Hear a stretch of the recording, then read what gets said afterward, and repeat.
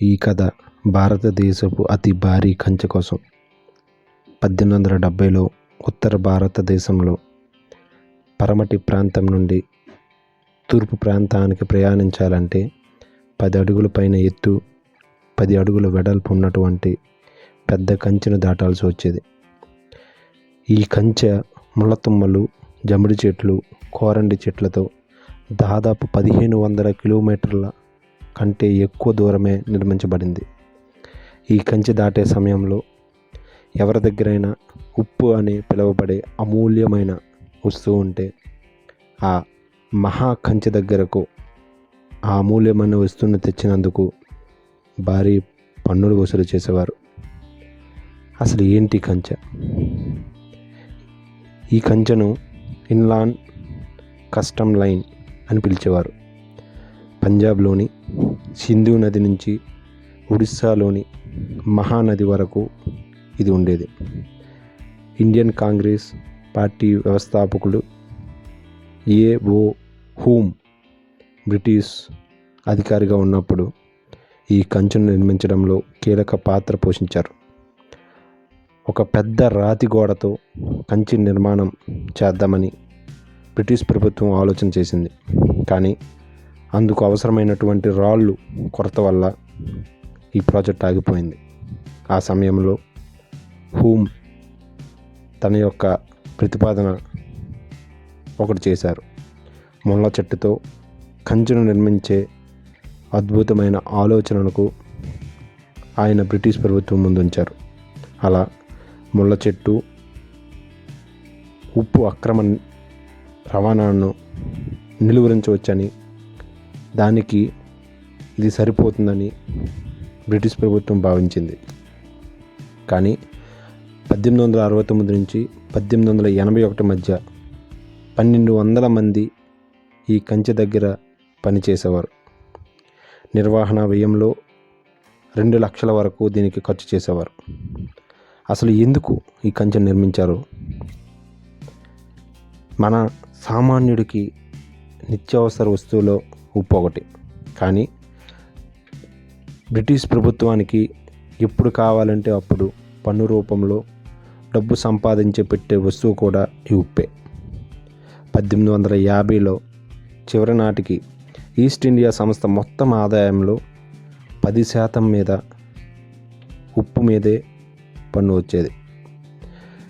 ఇప్పటి ఒడిస్సా 1800లకు ముందు మరాఠా సామ్రాజ్యంలో భాగంగా ఉండేది. ఆ రోజుల్లో ఉప్పు తయారీకి దేశం మొత్తం ఒరిస్సాయే ప్రసిద్ధిగాంచింది. మరాఠా పాలకులు ఉప్పు మీద తక్కువ పన్ను వసూలు చేసేవారు. ప్రధానంగా మలంగి వర్గం వారు తయారు చేసి ఉప్పుకి నాణ్యత, గిరాకీ చాలా ఎక్కువగా ఉండేది. దేశం నలుమూలల నుండి ఇక్కడకు వచ్చి వర్తకులు ఉప్పులను కొనుగోలు చేసేవారు. అప్పటి బ్రిటిష్ ప్రభుత్వం భారతదేశం మొత్తాన్ని కాక కొన్ని ప్రాంతాలలో మాత్రమే పరిపాలించేది. వాటిలో బెంగాల్ కూడా ఒకటి. ఇతర బ్రిటిష్ ఇండియా భూభాగంలో ఉప్పుపై పన్నులు ఉన్నప్పటికీ బెంగాల్లో పన్ను అధికంగా ఉండేది. ఇతర పన్నులు బెంగాల్లో పన్నుల రేట్లలో కంపేర్ చేసుకుంటే 3 వంతు కంటే తక్కువగానే ఉండేది. బ్రిటిష్ రాజ్ కూడా తన అవసరాలకు నిమిత్తం ఒరిస్సా నుండి ఉప్పు కొనుగోలు చేసేది. కానీ 18వ శతాబ్దానికి చివరి నాటికి ఇంగ్లాండ్లోని చెఫైర్లో ఉప్పు తయారీ పుంజుకుంటుందన్న దశలో అక్కడ తయారైన ఉప్పుని అమ్ముకోవడానికి బ్రిటిష్ ప్రభుత్వానికి భారీ మార్కెట్లు అవసరమయ్యాయి. కానీ చైపర్ ఉప్పు నాణ్యతలో కానీ లేదా ధరలో కానీ ఒడిస్సా ఉప్పుతో పోటీ పడలేకపోయింది. అందుకే 1790లో బ్రిటిష్ అండ్ ఒడిస్సా ఉత్పత్తి అయ్యే మొత్తం ఉప్పుని కొనుగోలు చేస్తామని ప్రతిపాదన చేసింది. కానీ ప్రాంతీయ పరిశ్రమలను దృష్టిలో పెట్టుకొని రఘుజీ బోన్సాల ఒడిశా యొక్క మరాఠా పాలకుడైనటువంటి ఈయన దాన్ని తిరస్కరించాడు. ఈ తిరస్కరణతో బెంగాల్లోని ఒడిశా నుంచి దిగుమతి అయ్యే ఉప్పు నిషేధించడం జరిగింది. అయినా సరే బెంగాల్లో ఒరిస్సా ఉప్పు రవాణా తగ్గలేదు. ఒరిస్సా బెంగాల్ మధ్య దట్టమైన అడవులు ఉండడం, పహారా కూడా అంతగా లేకపోవడంతో ఒడిస్సా నుంచి బెంగాల్కు ఉప్పు రవాణా అనేది చాలా సాదాసీదాగా జరిగేది. బెంగాల్లో చాలా చోట్ల తనిఖీ కేంద్రాలు వెలిశాయి. అక్కడ నిధులు నిర్వహిస్తున్న కస్టమ్స్ అధికారులకు తక్కువ జీతాలు ఇచ్చి ఉప్పు అక్రమ రవాణాని పట్టుకున్నప్పుడు మాత్రం పారితోషికాలు ఇచ్చేవారు. ఈ తనిఖీ కేంద్రాలు ఉప్పు రవాణాన్ని పెద్దగా నివారించలేకపోయాయి. దారి పొడవునా కస్టమ్స్ అధికారులు పహారా లేకపోవడం, కస్టమ్స్ సిబ్బందిలో అవినీతి మరియు ఉప్పు అధికంగా ఉన్న రాష్ట్రాల వైపు బెంగాల్ విస్తరించడం దీనికి కారణం.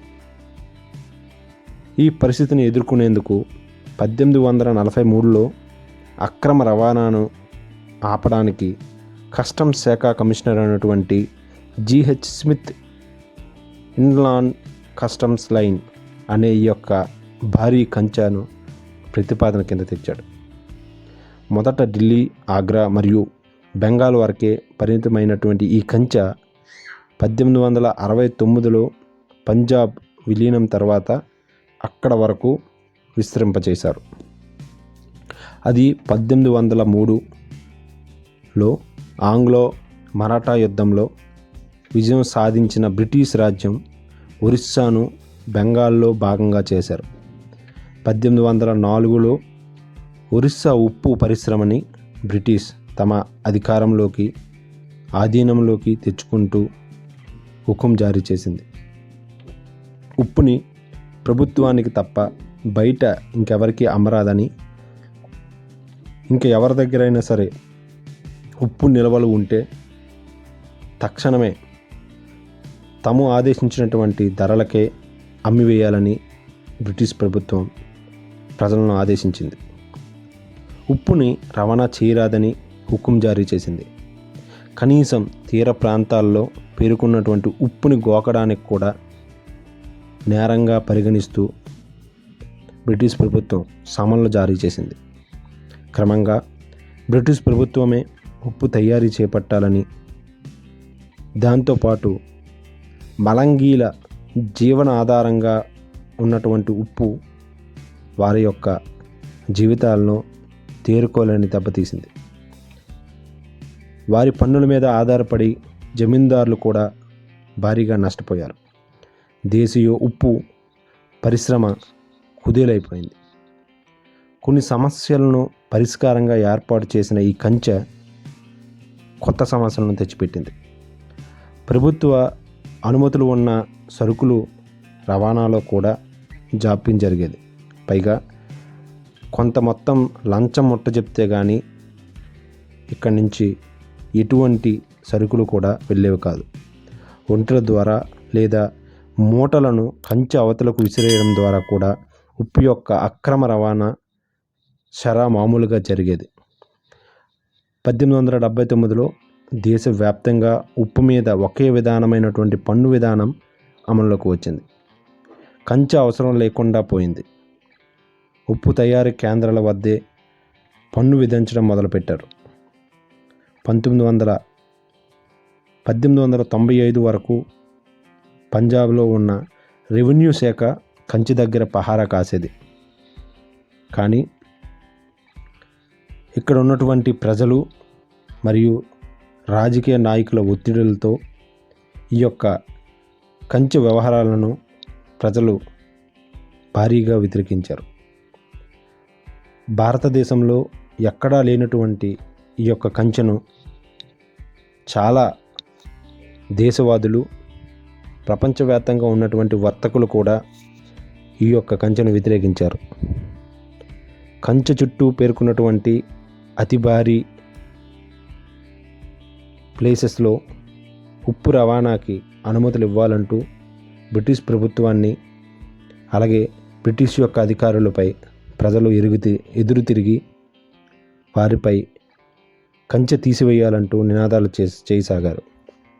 భారతదేశంలో ఉన్నటువంటి చాలా ఉద్యమకారులు దీని మీద మాట్లాడుతూ ఇది భారతదేశ ప్రగతికి మరియు భారతదేశ ఔన్నత్యానికి, దేశ ప్రజల రోజువారీ అవసరాలకు ఆటంకం కలుగుతుందని, దేశాన్ని ఇది రెండుగా విడదీస్తుందని, ఇది భారతదేశంలో కానరాని చిచ్చును రేపెడుతుందని ఉద్యమకారులు అందరూ చేతులు కలిపి ఈ యొక్క కంచెను బ్రిటిష్ ప్రభుత్వం నుంచి మరియు దేశ నడిబొడ్డు నుంచి వెళ్ళగొట్టాలని యుద్ధాలు చేయసాగారు. కానీ బ్రిటిష్ ప్రభుత్వం దానికి సమర్థవంతంగా లేకుండా వారి యొక్క సైన్యాన్ని కంచెకు ఇరువైపులా పెడుతూ కంచెని ఎట్టి పరిస్థితుల్లో మేము కొనసాగిస్తామని, ఉప్పు యొక్క నిల్వలను పెంచుకుంటూ వారి యొక్క ధనార్జనను పెంచుకోవాలని ఆకాశించాయి.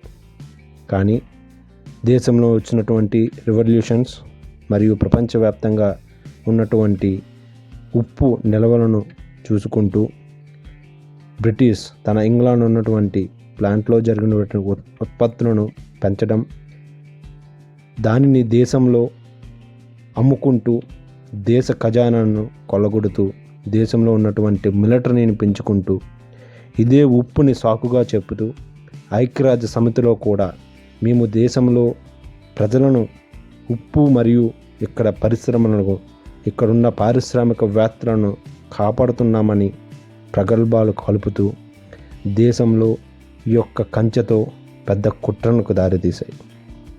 బ్రిటిష్ ప్రభుత్వం ప్రపంచంలో ఎక్కడా లేనటువంటి ఈ కంచెను మన దేశంలో ఎస్టాబ్లిష్ చేసి ఇక్కడ ఉప్పు ద్వారా వసూలైనటువంటి పన్నుతో వారి దేశాల్లో పరిశ్రమలను పెంచుకుంటూ వారి దేశ అభ్యున్నతికి భారతదేశం నుంచి ధనాన్ని పంపుతూ భారతీయులను మినిమం వారి యొక్క డైలీ అవసరాలకి తగ్గట్టుగా ఉప్పుని సరఫరా చేయడానికి ఒప్పుకోకుండా భారతదేశంలో ప్రతి రాజ్యంలో తనకంటూ పట్టు సాధించి ఉప్పు నిల్వలను వారి దేశంలో పెంచుతూ మన భారతదేశంలో ఉప్పు నిల్వలు లేకుండా సర్వనాశనం చేసింది. బ్రిటిష్ ప్రభుత్వం ఇంతటితో ఆగకుండా ఈ యొక్క భారీ కంచెను ఇంకా విస్తరిస్తూ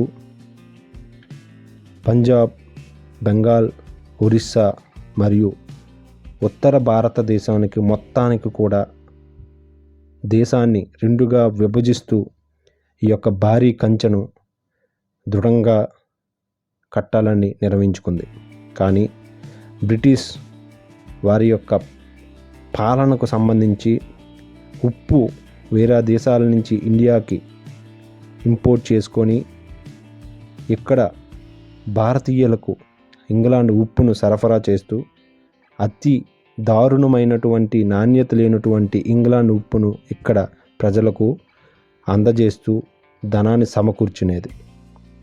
భారతదేశంలో ఒడిస్సాలో ప్రొడక్షన్ అయినటువంటి ఉప్పుని దేశ విదేశాలకు వర్తకుల ద్వారా సేల్ చేస్తూ భారీగా ధనాన్ని ఆర్జించేది. దానితో పాటు భారతదేశంలో ఈ కంచెను వ్యతిరేకించే ప్రతి ఒక్కరిని కూడా దేశద్రోహులుగా, ఈ యొక్క కంచెను ఎవరైతే అపోజ్ చేస్తారో వాళ్ళ యొక్క దేశానికి ఒక రెవల్యూషన్ లేదా దేశానికి అడ్డంకుగా ఉన్నటువంటి మనుషులుగా ఈ యొక్క బ్రిటిష్ ప్రభుత్వం వాళ్ళని జైల్లో వేసింది. ఇది ఇంకతో ఆగకుండా బ్రిటిష్ కంచె చుట్టూ ఆర్మీ, పోలీస్ మరియు చాలా డిపార్ట్మెంట్స్ యొక్క పర్సన్స్ని ఉంచుతూ భారతదేశంలో ఉన్నటువంటి ఎవరిని మన భారతదేశాన్ని ఇటువంటి భారీ కంచెను కూడా నిర్మించారని, భారతదేశాన్ని ఇటువంటి చర్యలతో కొల్లగొట్టారని, మన భారతదేశ డెవలప్మెంట్ని, భారతదేశం యొక్క టెక్నాలజీని సర్వనాశనం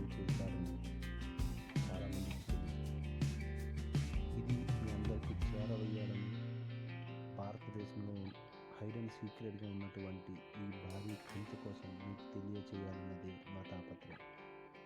ఇది మీకు నచ్చిందని